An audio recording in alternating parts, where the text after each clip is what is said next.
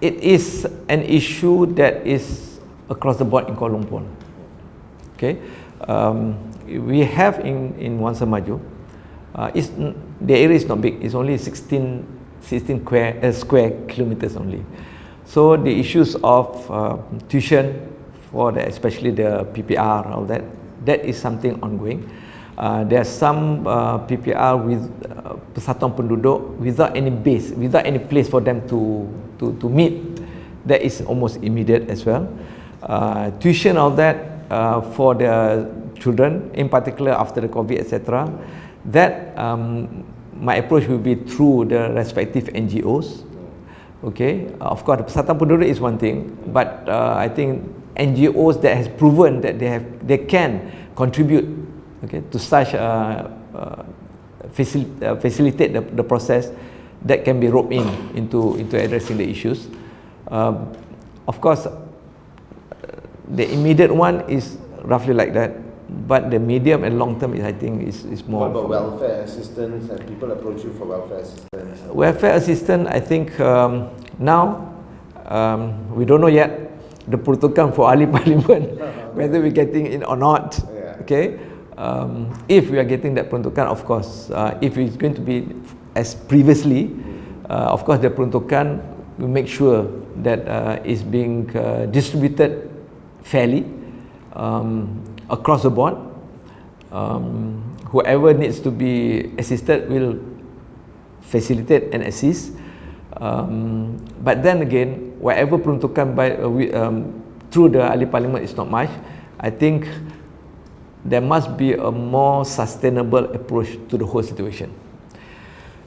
This, to me, now giving handouts has been the culture in Malaysia, which to me it should not be continued. Now we got to have a proper process of phasing it out. We cannot phase it out immediately because the people are so used to it. There must be a more long-term approach to it and more sustainable approach to it. So you see, for example, in Selangor, yes, the first 2 terms, the government of Selangor, yes, they just in a way continue the handing out because people are used to it. But in the 3rd term, the Selangor government start introducing programs that is more sustainable. So that is the thing that what I meant by phasing out the giving handouts to a more sustainable program should be put in place. Can you give us a few examples of these more sustainable programs?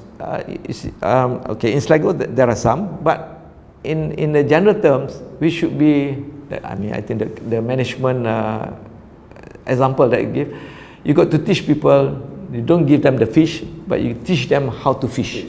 So that is the principle of sustainable products that we should come to it. So basically, more education for them to get, more skill education for them to get. Yes, that means, for example, they must be, you see, for example, in Singapore, take an example in Singapore, our nearest neighbor. When they have a policy of to increase local production of vegetable. Presently, at one stage, they only produce 5%. They want to increase to 30%. Okay, local produce vegetable. So, to achieve by 2030. So they have a program because they got apartments there in Singapore. So they have a program where across the board from A to Z, okay, the government provide facilities for them to grow vegetable in their balconies. Yes. The government teach them how to grow, provide them the pots, provide them the fertilizers, provide them training how to grow this vegetable, and in the event that they got access, where can they channel their vegetable. So in other words, they have it's a program, it's a complete program from A to Z.